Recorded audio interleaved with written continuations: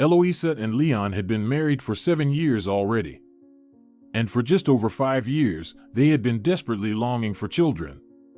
But the Lord seemed in no hurry to bless them. Attempt after attempt, one consultation after another, all was in vain. The same sorrowful single line on the test and 0% HCG in the blood. The wait was so agonizing for them that they spoke less and less of the word family to describe their marital union. Without children, everything seemed gray and unreal to them. No, of course, they loved each other. It was precisely love that gave them the strength to keep trying. It's just that they had such views on married life, all for the sake of children.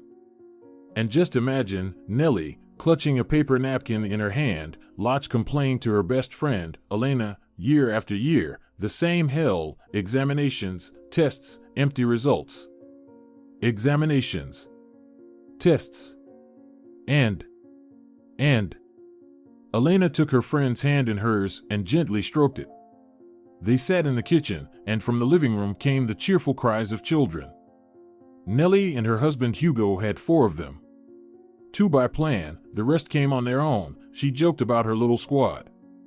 And indeed, at first, they planned for their firstborn, but twins were born.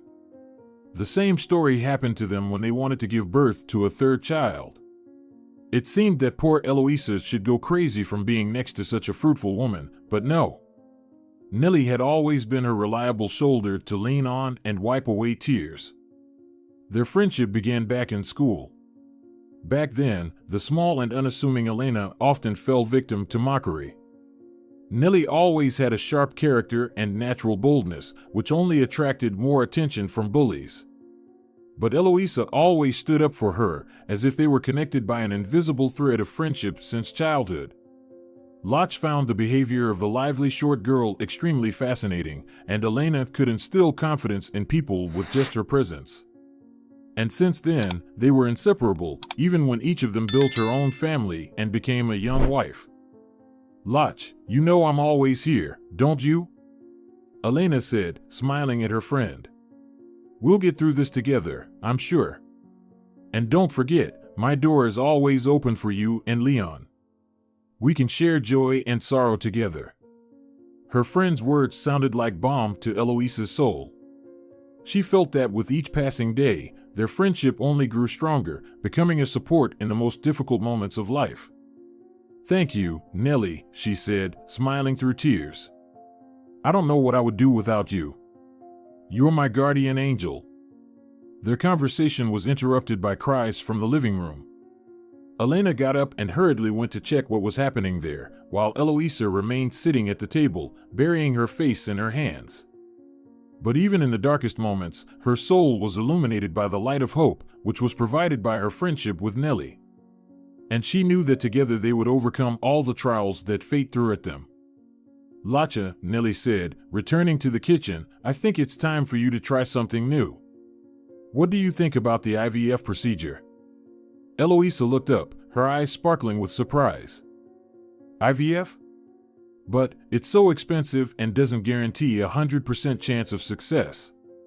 Yes, of course, it's a challenging step, Nellie agreed, but I have a cousin on my father's side who went through it and now she's happy with 2 wonderful children.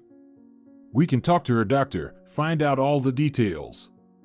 Every woman's body is a very complex and individual mechanism. Eloisa nodded slowly, feeling that something inside her was changing. This idea gave her new hope, a new purpose. Together with Nellie, they began to explore the possibilities, discuss options, and emotionally prepare Eloisa for this new step in their and Leon's struggle for a child.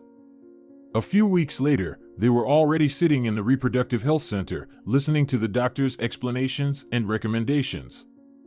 Eloisa felt that this was exactly what she and her husband needed, the chance they had been waiting for so long. Nellie squeezed her hand, supporting her friend.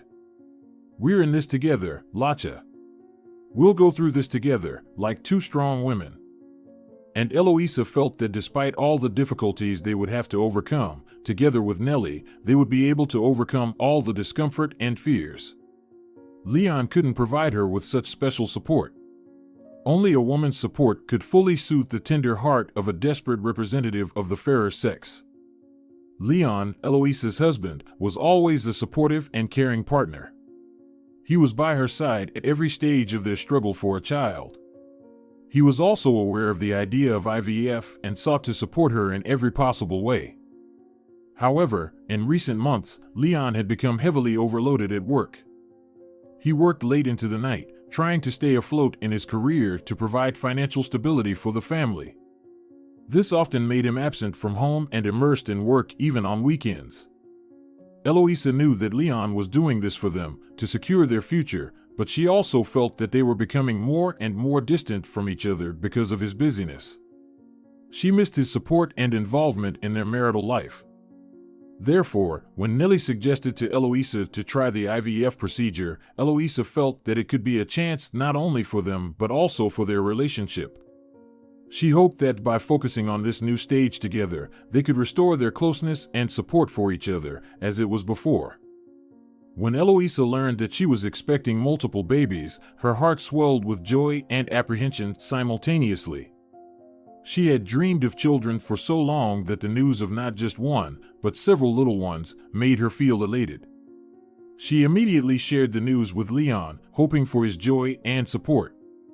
However, his reaction was far from what she had expected. Leon was in shock. He felt something akin to horror due to financial instability and the immense responsibility of having so many children. "We can't afford this," he said, his voice trembling so much that Eloisa felt her heart constrict. "But, Leon, it's such a miracle," she tried to comfort him. "We'll manage, we'll find ways to cope. After all, we've longed for children for so long, haven't we?" Leon covered his face with his hands, his breathing becoming heavy. "I don't know, Eloisa. We're just not ready for this. I'm afraid I won't be able to provide them with everything they need. And I'm afraid it'll be too much for both of us." Tears welled up in Eloisa's eyes.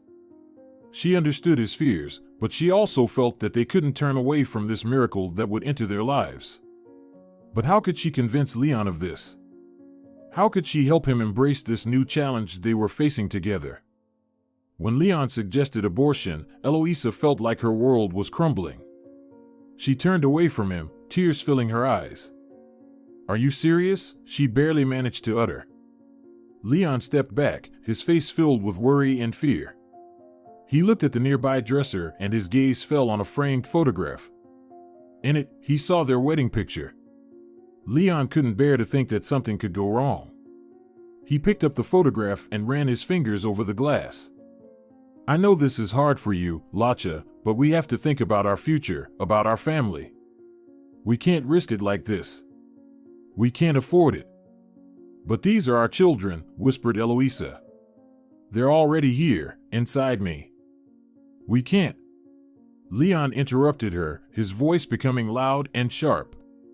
"We can't afford this. I can't." An argument ensued, filled with tears, accusations, and disappointment. It pained them both to see their dreams and hopes shattered in a quarrel that only widened the rift between them.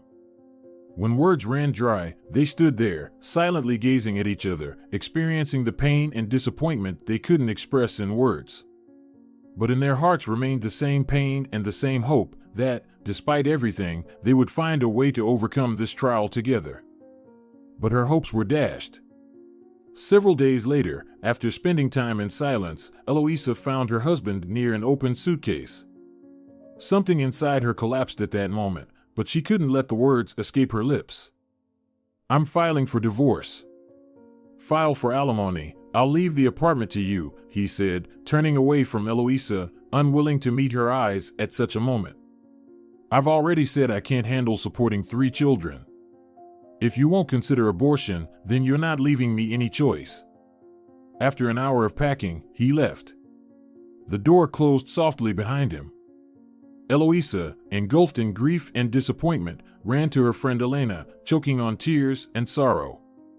She told her about the end of her marriage to Leon, about how they couldn't cope with the burden of a multiple pregnancy, and how it all led to their separation.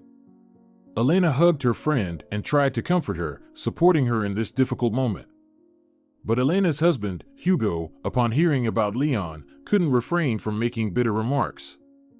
"Leon is a coward," Hugo said, restraining his anger in his voice. "He left you at the hardest moment. A real man doesn't run away from his responsibilities. Nellie and I have 4 kids. As you can see, I'm still here, proud to be a father of many." Eloisa only nodded silently, burying her face in her hands again to hide her tears.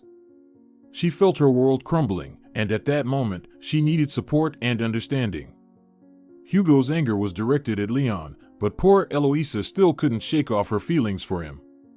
So her friend's husband's words sounded extremely hurtful to her. Seeing that his words only intensified her pain, Hugo made a small decision. "All right, Elena," he said, getting up. "I'll hang around for a bit, play with the kids so they don't turn the apartment upside down. You girls need some time alone." Understanding her husband's hint, Elena nodded. She hugged Eloisa once again, promising her that they would always be there for her and that she didn't have to go through this alone. When Hugo left them, Eloisa cried in her friend's arms, realizing that she faced a long and difficult road to recovery after the divorce.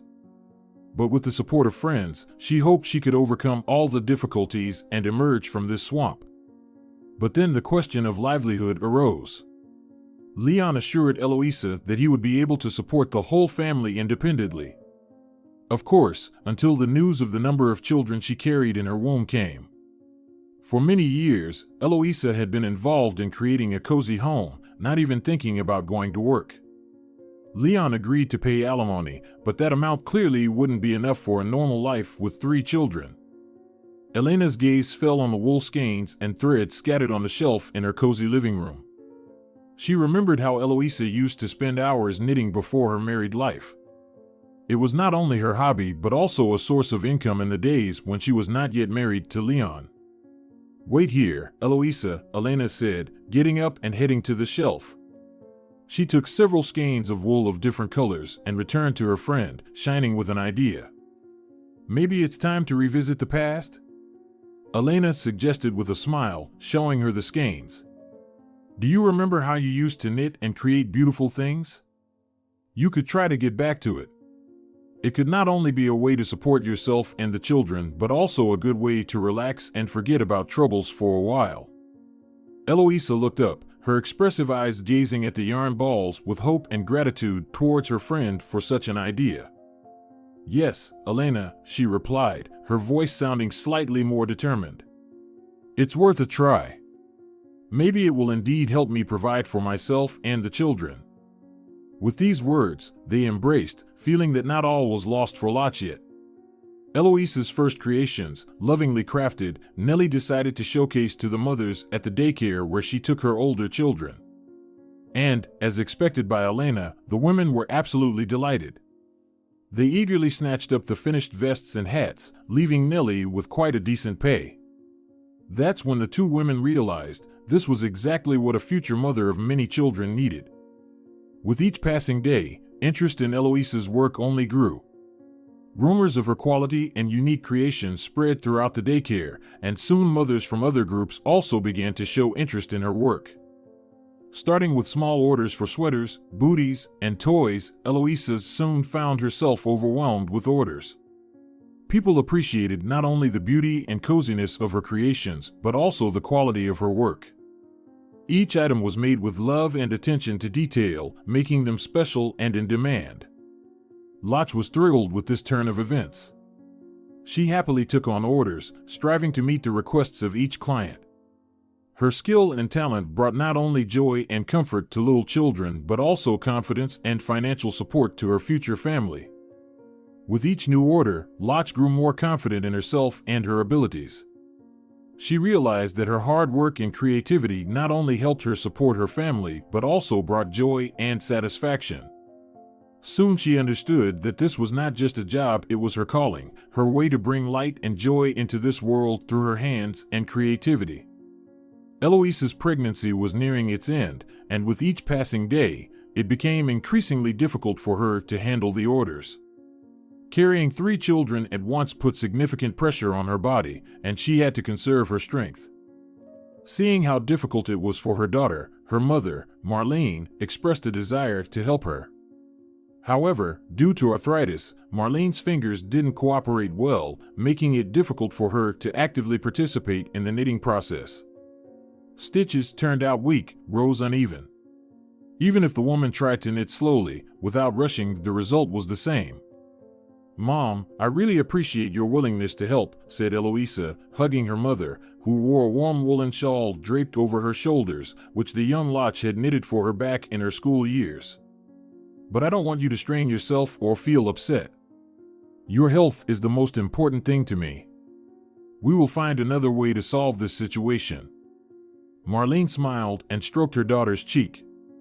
Her arthritis-affected fingers always felt unnaturally warm due to the illness. The affliction felt unpleasant too. Her joints literally burned from within. "Thank you, dear. I just want to help you in every possible way. Unfortunately, my crafting years are behind me. But, of course, we'll find a solution together." Eloise and Marlene sat down together and discussed possible options. They decided it was important to find additional help to relieve Eloise and ease her workload burden. It was decided to turn to neighbors and friends for assistance, as well as to consider the possibility of temporarily hiring an assistant. But disappointment awaited the expectant mother again. Neighbors and acquaintances refused to help Eloise. Some cited a lack of skills, some didn't want to bother with teaching the art of knitting, and some outright said, "I don't want to." The assistant situation wasn't smooth either. Hiring required money, which was already being spent on preparing the nursery, Eloise's prenatal examinations, and purchasing materials for fulfilling orders. Eloise found herself in a difficult position. She understood that she needed help, especially as she got closer to her due date, but there were no means for it. However, Eloise was determined and persistent. Instead of despairing, she decided to use every resource available to her as effectively as possible. She began to organize her time and energy to tackle all tasks, despite the lack of external assistance. She cut expenses, meticulously planned every step, and tried to optimize her activities to achieve maximum productivity. Eloise understood that she would have to work twice as hard to cope with all the challenges, but she was ready for it, knowing that ultimately it would be worth it to secure the best future for herself and her future children. Elena and Hugo couldn't be blamed for the lack of help.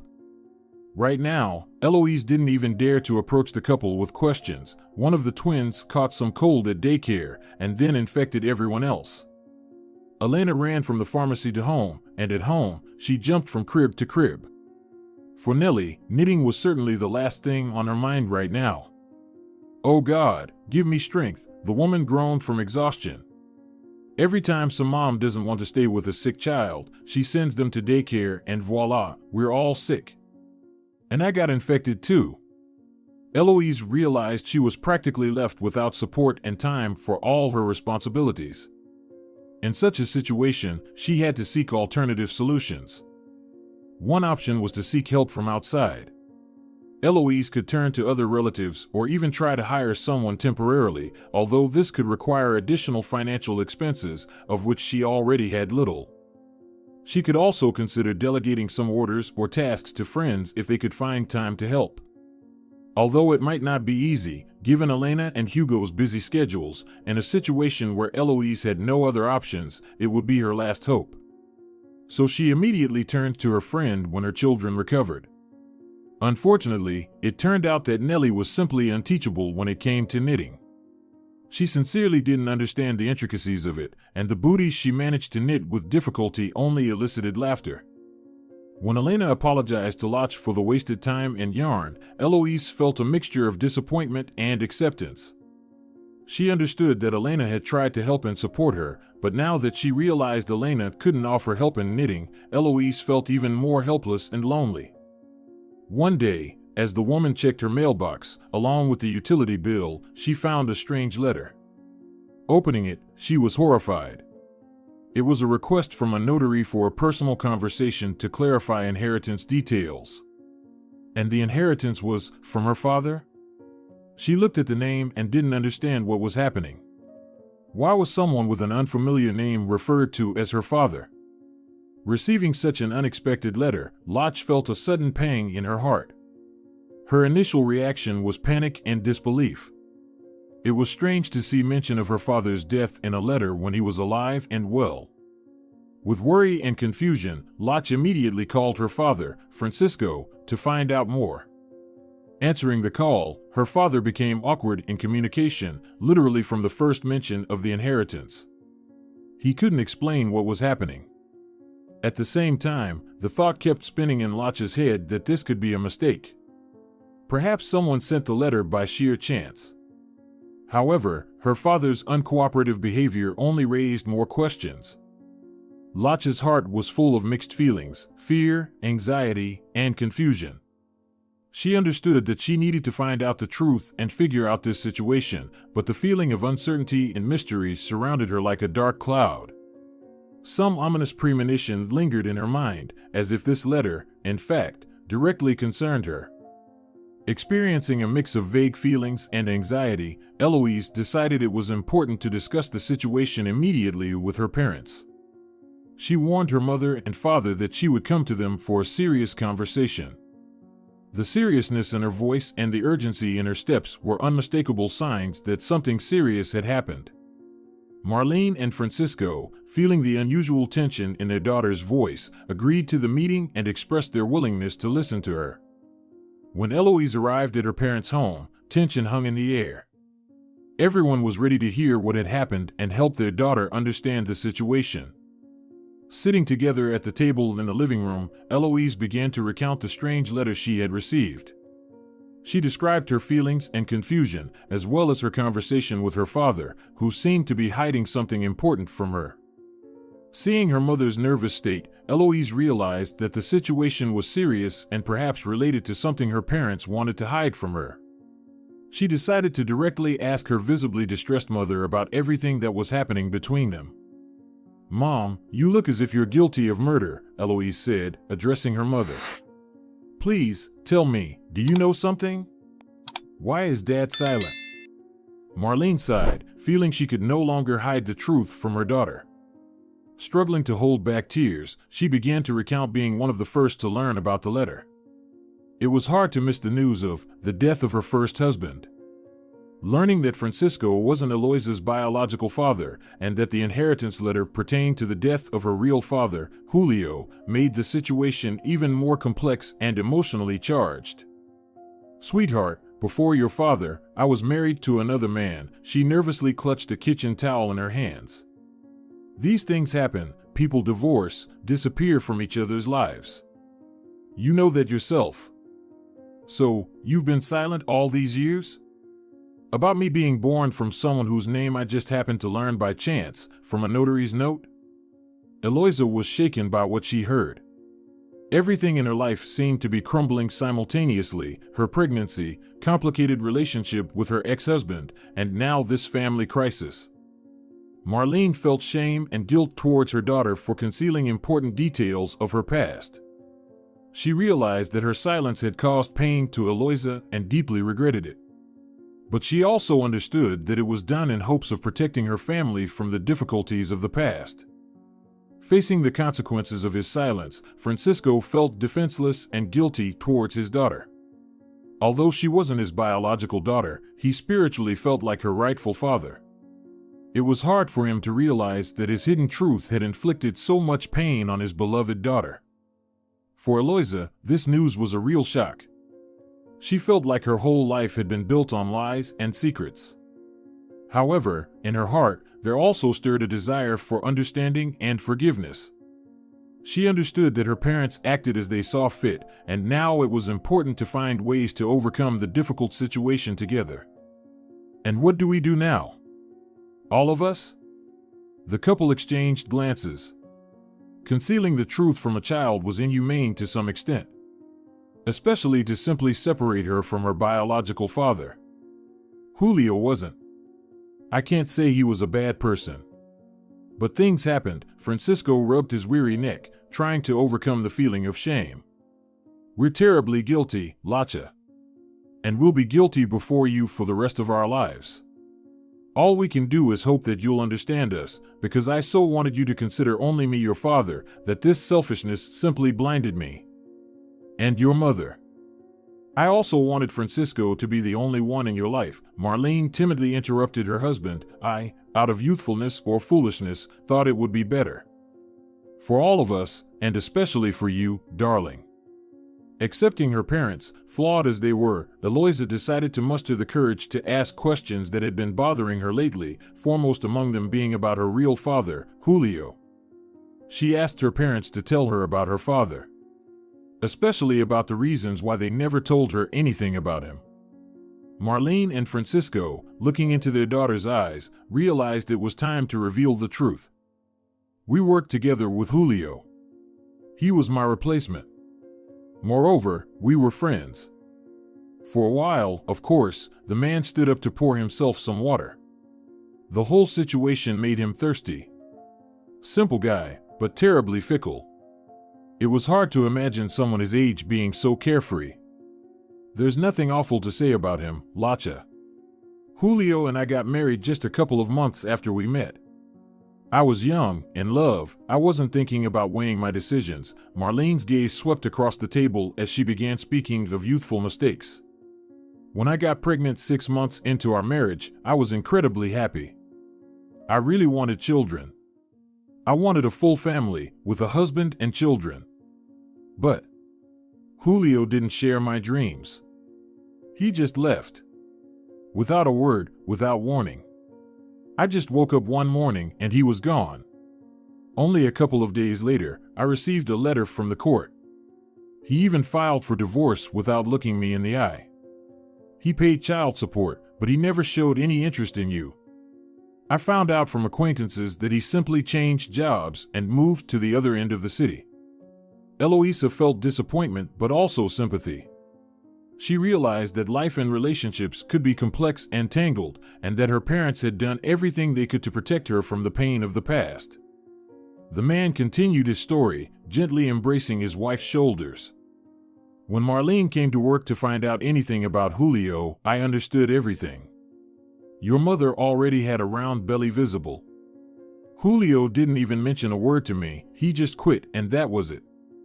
He knew I would be furious at his actions. I still, somewhere deep down, feel just inexplicable bewilderment. How could he abandon his pregnant wife? Francisco frowned slightly.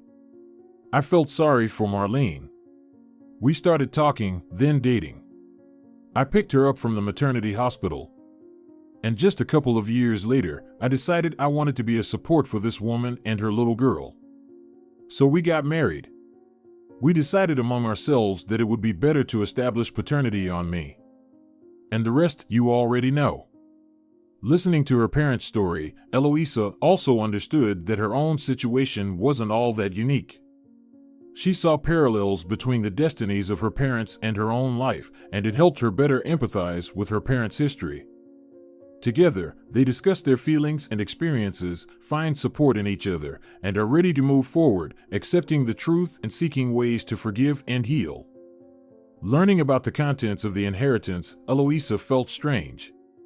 On one hand, she was surprised by the small size of the inheritance, which turned out to be disproportionate to the expectations associated with her childless father's life. On the other hand, she felt respect for Julio for still deciding to remember his only child. He could have left no will, let the state deal with the deceased's property independently. But no, from the notary, Lacha learned that, dying from illness, Julio made the iron decision to leave everything to his daughter. Eloisa understood that these modest inherited funds would not change her life, but they held a certain symbolic value for her. It was her real father who left her not only a small material inheritance, but also the understanding that happiness and wealth could be found not in money, but in family. Similar sentiments could be found in his farewell letter, where he apologized to Marlena. But most of all, he expressed regret for leaving his child to the whims of fate. Having lived a bachelor's life, only feeling the bony hand of death on his shoulder, he realized that all of it was utterly meaningless. With the support of her parents and friends, Eloisa decided to use these funds with respect and prudence. She understood that their worth lay not in money, but in reminding her of her roots and that true wealth often lies within us, in our relationships, memories, and life perspectives. Upon receiving this money, Eloisa resolved to use it wisely and purposefully. Knowing that she now had the opportunity to hire assistants, she sought out the most experienced and talented individuals in the knitting field. Eloisa began an active search through various channels, reaching out to local crafting communities, posting job vacancies on social media, and considering hiring through specialized internet platforms. She emphasized the experience and professionalism of potential assistants, understanding that the quality of work was paramount. Eloisa wanted her orders to be completed with quality and on time to maintain her reputation and satisfy her customers' needs. Thanks to her determination and ability to make informed decisions, Eloisa quickly found several experienced craftsmen willing to join her team. She was confident that with their help, she could efficiently manage orders and grow her knitting business. Eloisa made the decision to leave her children's clothing knitting business in the hands of experienced craftsmen and focus on her health and the safety of her future children. Following doctors' advice to be hospitalized due to a multiple pregnancy and all associated risks, she realized it was the best thing she could do for herself and her little ones. Knowing that her business was in reliable hands, Eloisa felt relief and confidence. She knew her orders would be completed with quality and on time, thanks to the professionalism of her assistants. This allowed her to focus on an important stage of her life and prepare for the birth of triplets. In the maternity ward, Eloisa was surrounded by the care and attention of medical staff, and she could be assured that her condition and health were under control. During this time, she prayed for the well-being of her future children and thanked fate for the support during such a challenging period of life. The recovery period after childbirth turned out to be successful for Eloisa. Despite the childbirth process not being entirely smooth due to the stress she endured, the doctors did an excellent job and managed to preserve both the mother's health and that of all three children. Eloisa felt gratitude and relief as she watched her assistants continue to successfully fulfill orders in her absence. This gave her confidence in the future of her business and allowed her to focus on the most important thing, her little family. Eloisa's parents eagerly awaited photos of their grandchildren, preparing to welcome them into their arms. Elena and Hugo were also eager to support Eloisa and her new family in this crucial moment. Everyone important to Eloisa greeted her at the maternity ward. Parents, friends, even Elena and Hugo's twins. But among these people, Leon was absent. Moreover, he hadn't even read the message in which she informed him of the birth of the children. Despite the betrayal, Eloisa still hoped for some word from her ex-husband. It was very difficult for Eloisa to accept a simple truth. Seeing her ex-husband's behavior, she realized that it was impossible to build a happy future with someone who showed no interest in her children and didn't want to be involved in their lives. With this realization came the liberation from the burden of the past and hope for a bright future for her and her children. Although it was a bitter awakening, it also became the foundation for new opportunities and a fresh start. Now, freed from loss and disappointment, Eloisa could focus on her family, her children, and her own well-being. She decided to move forward with optimism and determination, ready to embrace all the challenges and joys that the new chapter of her life would bring. Marlene's decision to temporarily stay with her daughter to help her with the 3 babies was a real blessing for Eloisa. The newborn triplets demanded a lot of attention and care, and maternal support was invaluable. Marlene not only helped with childcare but also shared her experience and advice on motherhood. Her presence gave strength during this first, challenging period. At the same time, Eloisa slowly but surely returned to her work knitting. She found time for it when the babies were sleeping, and this process brought her not only satisfaction of creative need but also helped her relax and take a break from childcare responsibilities. Thus, thanks to the joint efforts and support of her family, Eloisa learned to cope with new roles, being a mother of 3 children and an entrepreneur. Slowly but surely, step by step, she moved forward, building her family and professional life. For a while, finances were rapidly growing. The interior of the apartment changed, purchased items became more expensive. Even the yarn for orders was bought from increasingly high-quality materials. But at some point, Eloisa hit a dead end. Income stopped growing. There was a need to further develop her small business, but she didn't know what it required. Then chance intervened. An email from an interesting young man who was attracted by the success of a woman with an unexpected business idea. Receiving an intriguing offer from investor Manuel Marges, Eloise felt excitement and hope for new opportunities for her business. She agreed to a meeting, preparing to present her business and listen to proposals for collaboration. During the meeting, Manuel Marges expressed admiration for Eloise's products and their potential in the market. He shared his vision for business development and proposed investing in production and expanding the product range. Eloise attentively listened to the investor's proposals, asking important questions and discussing potential development strategies. She felt that this could be an excellent opportunity for her business to reach a new level and unleash its potential. Eventually, after careful discussion of the collaboration details, Eloise and Manuel reached a partnership agreement that opened new horizons for the development of her small business. It was an important step in her entrepreneurial journey, and she was ready to embrace the challenge and move forward. Manuel was a handsome man. It must be acknowledged that he wasn't overly attractive, but the depth of his dark brown eyes calmly compensated for any flaws in his appearance. This gaze, thoughtful and somewhat dreamy, literally made the head spin of the busy mother of three. And Manuel didn't lag behind in his sympathy towards women. It became evident that the course towards closeness in their relationship was unavoidable. Besides strictly business meetings, the everyday life of the curious couple was supplemented with leisurely walks in the park. And the massive stroller, in which three little angels napped, didn't repel the man in the slightest. Eloise was only curious about how such a successful young man could still be single. Eloisa learned from Manuel that over the 10 years he spent married to another woman, he never managed to have children. Doctors had diagnosed him as infertile. The diagnosis devastated the man, who desperately wanted to start a family and hear children's laughter in his home.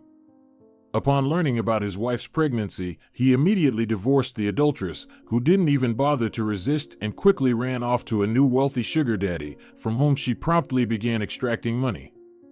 Manuel was left completely alone, deceived and betrayed. For 10 years, I was just her passive source of income, sighed the man sadly, rocking the triplet stroller. And infertile on top of it. Ha! A lifetime of wealth, without the burden of children. Learning about Manuel's complex and tragic past, Eloisa felt deep sympathy for him. She understood it had been a difficult ordeal for him and was grateful that he had chosen to share this personal secret with her. For Eloise, it was yet another confirmation of how strong and resilient Manuel was, overcoming all the difficulties and disappointments in his life. She saw in him not only a successful businessman, but also a man with a big heart and good intentions. The revelation about his previous marriage only strengthened their bond, bringing them even closer together. Eloise was ready to support Manuel in his emotional and spiritual recovery from past hardships, just as he supported her. Thus, their relationship became even stronger thanks to mutual trust and openness, and they were ready to face all the challenges and joys of life ahead of them. The couple soon got engaged. Manuel's friends and acquaintances split into two camps. Some understood how much of a family man he was, loving children, while others considered him a fool. But the newlyweds didn't care about any rumors. Their union gave them everything: confidence in each other, love, and a sense of complete family happiness. But 6 years later, when it was time to send the triplets to school, Eloise felt familiar symptoms. She had long tried to ignore them, constantly reminding herself of her husband's infertility. But nature couldn't be deceived, nor could blood tests. Eloise was pregnant. What? It can't be! Manuel exclaimed. God, I'm cursed to be a fool forever. Manuel's outburst of anger and despair was quite understandable. The news of the pregnancy triggered shock and uncertainty in him. His past relationship experiences tied him to painful memories. But Manuel understood that the situation with Eloise was different from his previous marriage, and he sought to approach everything more carefully. When Manuel managed to control his emotions, he turned to Eloise to discuss their future together. He expressed his concerns and questions, but also showed willingness to support her and stand by her side during this challenging period. "Darling, I know what happened in your past. But it seems to me that last time everything was not entirely clean." Eloise cautiously approached Manuel, who was so distressed that he lay on the bed, staring at the high readings on the blood pressure monitor. "Anyone will tell you that I have neither the desire nor the time for an affair. We need to go to the clinic again. Okay?" The man nodded silently. Together they turned to the doctor to understand the reasons for the pregnancy. And it turned out that Manuel's infertility in the past was nothing but a fiction. According to the tests, he was never infertile. The spouses exchanged glances, still puzzled. After a long silent shock, a strange idea occurred to Eloise. "Maybe you should ask your ex?" Eloise took her husband's hand, noticing how he was about to object. "It's just all so strange, unnatural." "Maybe. She didn't deceive you only with infidelity?"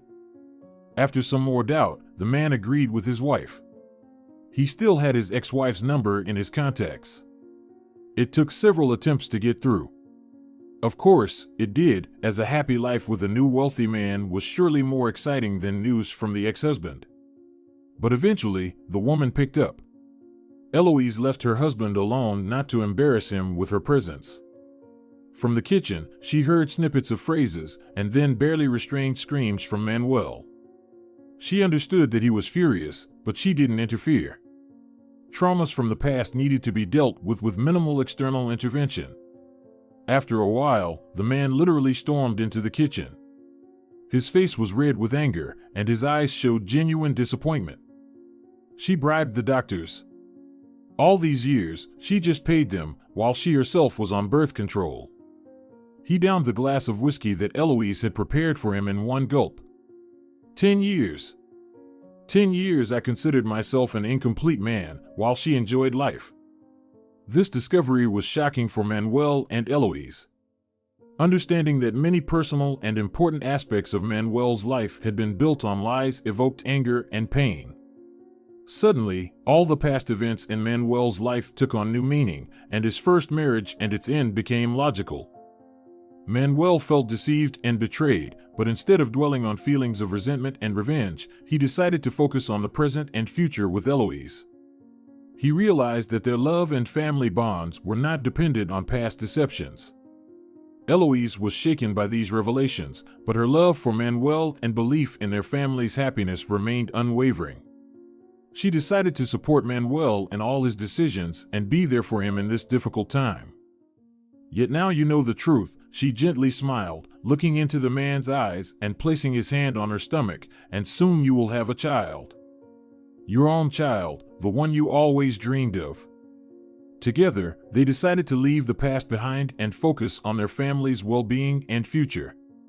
This discovery marked a new beginning for them. Meanwhile, Leon had spent all these years alone.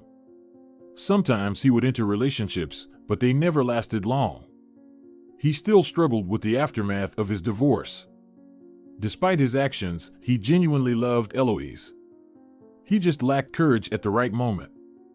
After a while, he began noticing advertisements around the city. The brand of children's clothing Big Little Club featured the face of his ex-wife on those same banners. Leon suddenly pondered. Was it worth it for him to run away from his wife back then? Maybe now he would be part of that brand. And they would handle it with the children. The man decided that he owed it to himself to meet with his ex-wife. He gathered a whole bag of children's toys, bought a huge bouquet of flowers, and returned to the apartment he left 7 years ago. But no one answered the door. Instead, Elena reacted to the commotion. "Oh, who do we have here?" The woman leaned against the doorframe, looking arrogantly at her best friend's ex-husband. "Seems like someone's ready for fatherhood, huh?" "Elena, stop." Leon shuddered at the situation, clutching the bag and flowers in his hands. "Where's Lacha? I wanted to see her." Nellie smirked mockingly. She moved slowly, gracefully, every movement revealing undisguised mockery towards the man. She turned somewhere down the hallway, then handed Leon a piece of paper with an address. When the man reached out to take it, Elena abruptly pulled her hand away, not allowing the traitor to grab the piece of paper. "Watch it, her jaw's about to drop," she sneered, "idiot." Leon snatched the paper from the hands of his former neighbor but didn't say anything to her. He knew well that the guilty one had no right to show his teeth. The address led him to an elite neighborhood.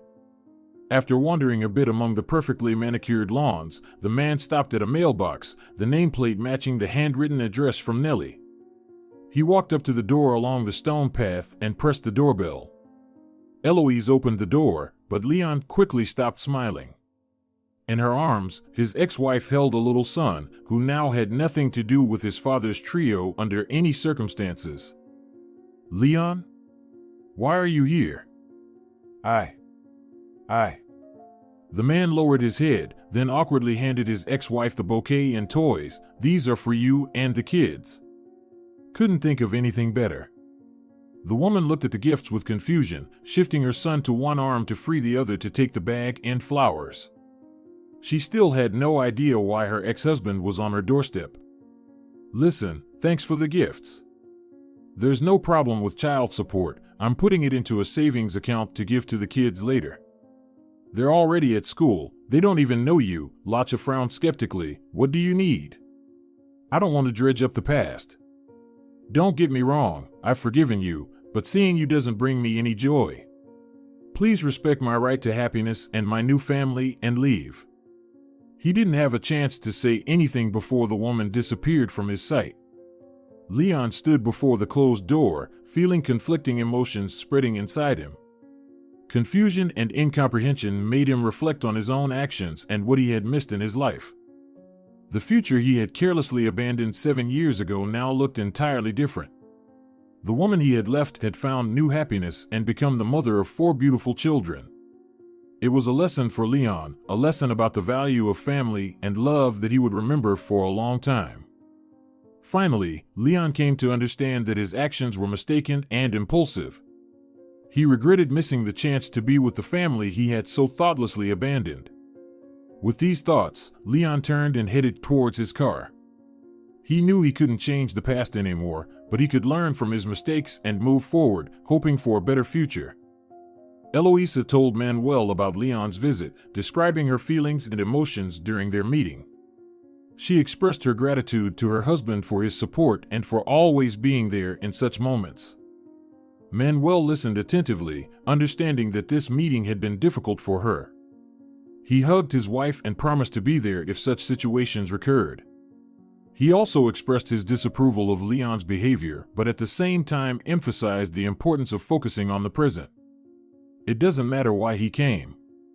What matters is that he's gone, Manuel grumbled dryly. And let's hope he never comes back. The measured life of the large family returned to its smooth flow. The children grew, the spouses loved each other, and their children's clothing brand became increasingly popular among moms. A year later, Eloisa was stunned by Leon's sudden return and his proposal for cooperation. The emotions from such an event were hard to describe, but above all, she was surprised by his offer. In a year, Leon had achieved the opening of his own yarn factory. In exchange for a lucrative contract, he only asked for permission to communicate with the children. Eloisa suddenly recognized in herself mixed feelings, from old resentment and disappointment to curiosity and some interest in the proposal. On one hand, Eloisa felt she wasn't ready to trust Leon again, especially after his betrayal. On the other hand, she understood that cooperation with his factory could bring new opportunities and growth prospects for her business. However, the most important thing for Eloisa was the well-being of her family, including her 4 children. She felt that the issue of the right to communicate with the triplets should not be part of any deal or contract. For her, it was too personal and important to negotiate. Eloisa decided to discuss the proposal with Manuel and together make the decision that would be best for their family and business. She was willing to listen to Leon and discuss possible collaboration options, but still maintain her principles and personal boundaries. Manuel, on the other hand, felt strong dissatisfaction and even disappointment regarding Leon's proposal. It was unpleasant for him even to think about Eloisa's ex-husband interfering in their lives again after all that had happened. His certainty that Leon had hurt Eloisa and acted unfairly was entirely understandable. Manuel understood the importance of closing a contract with a supplier, but he also felt that he didn't want to see Leon back in their lives. It was important for him to protect and support Eloisa, and he worried that her re-encounter with Leon could cause her additional emotional trauma. Manuel decided to openly express his feelings to Eloise and discuss with her how they could resolve this situation together. He wanted her to feel supported by him and to find the best solution for their family and business together. This man just left you alone, pregnant. After all the stories about how much he wanted children, he reminded Eloise of her past, not with ill intent, and now you want to entrust him with business dealings? Want to trust him with the business? Darling, this is a very strange decision. I know, but after all, he did decide to come back for some reason. He opened the factory in such a short time, he's asking for communication with the children. Eloise paced the room from corner to corner, her hands folded on her chest. 7 years ago, I found out that my father wasn't my biological father at all. And it was just a nightmare. I was so confused, so angry with my mom, it's just indescribable. I don't want the same fate for my children, Manuel. It's wrong.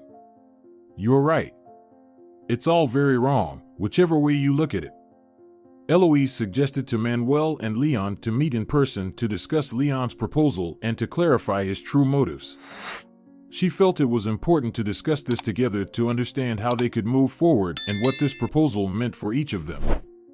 Eloise also understood that Leon might have something to tell or explain. His sudden desire to communicate with the children surprised her, and she wanted to understand what led him to this decision. She hoped the meeting would help resolve all misunderstandings and find ways to cooperate, if possible, while still maintaining their own boundaries and interests. During the meeting in the office, Leon began his explanation, admitting that initially, his motives were selfish, hoping for personal gain upon returning to his ex-wife. He confessed that seeing advertising banners with Eloise and Manuel's brand, he succumbed to the temptation to grab a piece of that fortune. However, when he saw Eloise with a little child in her arms, his priorities shifted drastically. I realized that Lotch got married again. I realized that some man found the strength to stay with 3 children, not even his own. The man raised his eyebrows in amazement, and I ran away. Like a coward. That moment at the doorstep clearly made him understand that money and material goods were nothing compared to family happiness and love.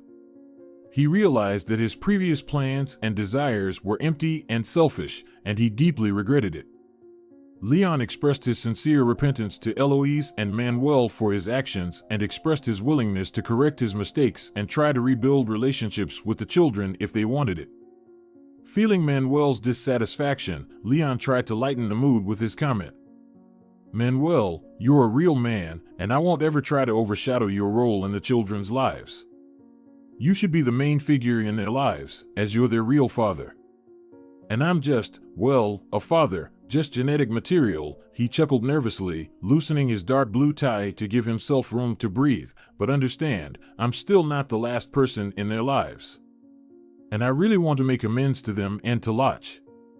Eloisa and Manuel carefully listened to his words and accepted them, albeit not without some doubts. They understood the importance of their children having the opportunity to communicate with both parents, and agreed to give Leon a chance to amend his actions and re-enter their lives, but with caution and deliberation. You know, I've decided to change my life and dedicate myself to business solely for the sake of the children. This decision to start anew and try to replicate Eloisa's success gives me strength and motivation. After all, if a pregnant woman abandoned in such a horrible situation managed to handle such an incredible challenge, then a healthy single man can certainly achieve something worthwhile. I want to instill in my children the same confidence and belief in their own abilities that I found while overcoming difficulties and obstacles in my life. My main goal is to set an example for my children of how to overcome difficulties and achieve success in life through perseverance, hard work, and self-belief. Eloisa and Manuel listened to his words with respect and understanding, seeing in them Leon's sincere desire to change and become a better father for his children. Dear viewers, if you enjoyed the story, please support the video by liking it and leaving a comment. Thank you very much.